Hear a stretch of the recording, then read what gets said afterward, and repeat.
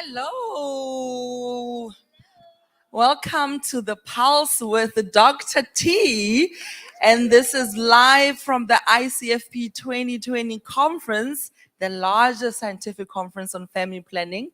And I am so grateful and so honored to be with all of you this evening. We have started this journey during COVID, trying to keep the community connected. And it just feels amazing to have all of you in the room face to face. And welcome to all of those who are joining virtually as well. And I would like to also let you know I've got two guests with me today, and we are going to discuss universal health coverage at the intersection of family planning. And as you know, the theme for this year's conference is Innovate, Collaborate, and Accelerate Progress towards meeting the targets for family planning. And we cannot do that without our stakeholders and, of course, our advisors. And with me today, I'm joined by the UHC Advisory Board for ICFP 2020. We will get to introduce ourselves in a minute. And I want to say that everyone, please tweet. I will be checking my timeline, okay? Hashtag ICFP 2020. Give us some of your reflections, give us some of your thoughts, your inputs, and we'll make sure that we retweet and make sure that your inputs also reach the broader community of ICFP 2022. I would like you to introduce yourself. In the spirit of ICFP, we're allowing people to self-identify. And after you've introduced yourself, and I would like to also invite you to also introduce yourself, and then we'll go into a discussion about the importance of universal healthcare coverage as well as family planning. Over to you. Thank you very much, Dr. T. My name is Adebiyi Adesina. I am a health economist and I work at PAI as the Director of Health Financing and Health System Strengthening. Thank you. Very succinct. Hi, Dr. T. My name is Amy Boldosser-Boesch. I'm a Senior Director at Management Sciences for Health. I lead our work on primary health care and universal health coverage. And I also oversee the Secretariat for the Civil Society Engagement Mechanism of UHC 2030, which is the global multi-stakeholder partnership to achieve UHC by 2030. I also happen to be a lifelong SRHR advocate, as I know BE is. So it's a pleasure to be here. I love that. It's a triad of activists for sexual and reproductive health rights. And of course, many of you know that I'm the current mandate holder for the right to health at the United Nations. And it's important to locate this discussion within a human rights framework. I think it's critical, especially as we are looking at accelerating our efforts, trying to rebuild and close the gap of what we have lost during COVID, to really have really clear discussions about what it means to have access to family planning in the first place, and therefore make a case of why it must be included in all policy, legislation, budgetary, programming, and services related to universal health coverage. And as we know that the right to health is an inclusive right, it includes not just only accessing health services, but it also includes and gives you entitlements to a systems of health protection and underlying determinants of health. And access to information for sexual and reproductive health is a human right. That's right. And so without information, the people that we are doing this work on whose behalf, and many of whom ourselves are the beneficiaries of our own activism, need information to make best choices. And so I want to open this to start with you. Why does it matter to you? Why is it important that universal health coverage understands and is inclusive and is conscious to the issues of family planning as we accelerate our progress to meet the 2030 goals? Thank you very much for that question. For myself, particularly, I think the reason for having universal health coverage is very basic. If we talk about health as a fundamental right, then to borrow from the WHO statement, nobody should be sick or die because they're poor. No one should suffer from lack of access to healthcare services without fear of financial hardship. And the best way to prevent that, or to ensure nobody goes through financial hardship to access health services, is UHC. UHC offers that protection, offers that coverage, provides the means for people to be able to access the service that they need. And as you talk about access, I'm reminded of one of the key principles of public health around accessibility. And often, of course, and we should talk about, physical accessibility of spaces, accessibility around language, but also economic accessibility is really important. As an economist, I'm really glad that that's really the first thing you spoke about. It's the affordability of care. And I think for me, one of the current concerns around the world is the privatization of the right to health. That unless you can afford to pay out of pocket, do co-payments, afford some kind of medical insurance or billing scheme, you are already being left behind. So the UN slogan, "Leave no one behind," is ringing hollow, because we know we are literally already leaving people behind.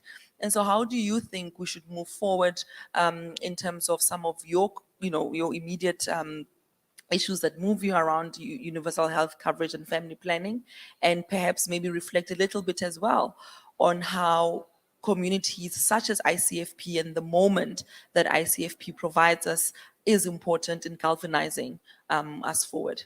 Sure. Thanks, Dr. T. Well, I think some of that gets to the equity agenda, right? That's really at the heart of both universal health coverage and family planning access. You talk about leaving no one behind. We obviously aren't achieving universal health coverage or universal access to comprehensive sexual and reproductive health care when so many women, young people, any users of family planning are left out of that access, are cut out. B referred to the WHO Constitution and this focus on the achievement of the highest attainable standard of health. And that's for everybody. I know that's really a part of your mandate, right? We're talking about everyone, not about those who can afford it, not about those who are I was in a conversation earlier this week with the media scholars, the ICFP. There's a fantastic group of media scholars here. And they were talking about who are the health services in their country for? They're for the VIPs. All of us are VIPs as human beings, right? That's the promise of the human right to health, which is really at the core of the universal health coverage agenda, along with the financial protection piece. And I think ICFP as a moment is really important. I do a lot of work at the United Nations. I know to some people watching in the audience and out there in the virtual audience, what happens at the UN is like kabuki theater. It's like behind the curtain. What are they doing in New York?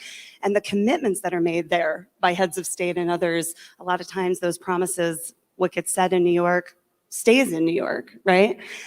But there are key moments coming up this year, the second high-level meeting on universal health coverage, where governments have to show up and talk about how they met or didn't meet the commitments they made in 2019. And a lot of those are off track. A lot of those have to do with family planning, with access to a broader set of services for women. And so I think this moment is sort of a rallying cry to push us towards that accountability moment next September is really important. I love that accountability theme because it leads me right back into that human rights approach to universal health coverage that does not leave behind family planning in a comprehensive manner. And you can't have accountability if there's no transparency.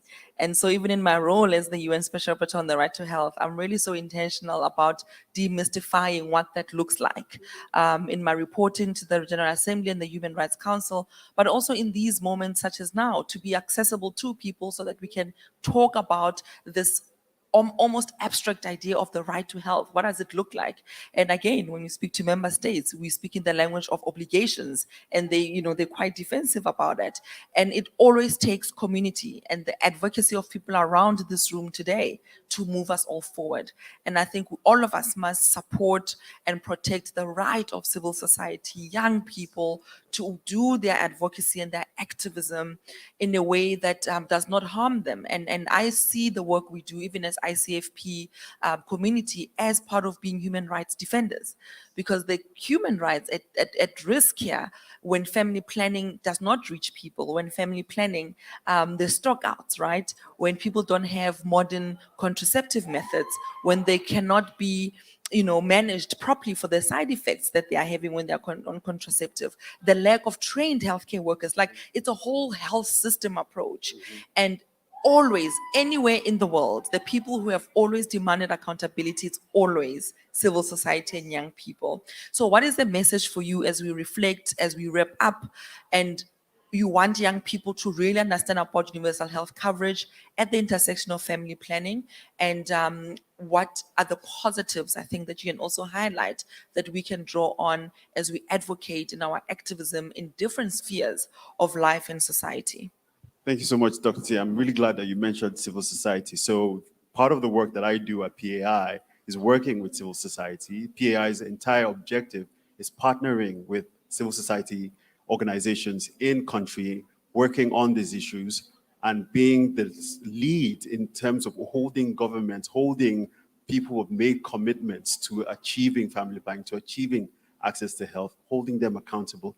And in addition to holding them accountable, they're advocating that these services need to be delivered, advocating for comprehensive, inclusive, integrated sexual reproductive health rights. And without civil society, we wouldn't exist. Without civil society, the movement towards universal health coverage, the movement towards family planning, inclusive coverage wouldn't be possible. And they're the ones who have connected those two things. They're the ones who are saying, without family planning, you cannot achieve universal health coverage, because family planning is part of universal health. And without family planning, you cannot achieve, without UHC, you cannot achieve family planning, because you cannot give everyone access to family planning without ensuring they are financially protected. Yeah, and just to pick up on what he was saying, and as a civil society movement that's a part of this broader UHC 2030 platform, we do a lot of advocacy for the importance of social participation. In that high-level meeting on universal health coverage, governments, 193 governments, actually committed to engaging civil society, communities, those who are the users of health services, in design of UHC packages. And yet what we saw during COVID, what we found in our consultations, just as PAI does, right, with civil society groups around the world, is a complete disconnect of the voices, the needs of young people, of communities, from shaping those health systems, those primary healthcare services that are really responsive to their needs. So there's going to be a big push on the importance of having civil society and those communities at the table. If we don't have trust, if young people, if women don't trust in the health system, they won't seek those services, right? Or they will be forced to use lower quality services. WHO Director General Tedros calls trust one of the most valuable commodities in health. And I think that's a part of a role that we as advocates can help to play, right? Building that bridge between the duty bearers and those who need and claim those services. And that's a part of achieving the right to health. And I'm going to put you on the spot and say, maybe with one word, how are you feeling so far as you reflect on ICFP 2022? Are you feeling confident, positive, horrified? What is the word? Just to describe the mood and how you see the space and how you've felt power shift, as well as we've done some really important pre-conference sessions to really be intentional about this work of making sure the youth voice is leading. So with what you've seen so far, in one word, how would you describe your feelings about ICFP and how you move forward? I would use the word energize. So coming from the very technical world of spreadsheets and economic terms, coming to a forum like this, to an avenue like this, to be able to engage with partners, with civil society, with implementers, with advocates, is energizing. It gives me renewed energy to be able to do the work that we do. Oh, that was the first word that came to my mind too. Oh, that's fantastic. Instead, I'll say ready, ready for the fight, ready for the new partnerships. It's been so energizing, right, to reconnect with this amazing group of sexual and reproductive health and rights advocates. But I think that's the great thing about the UHC agenda focus too.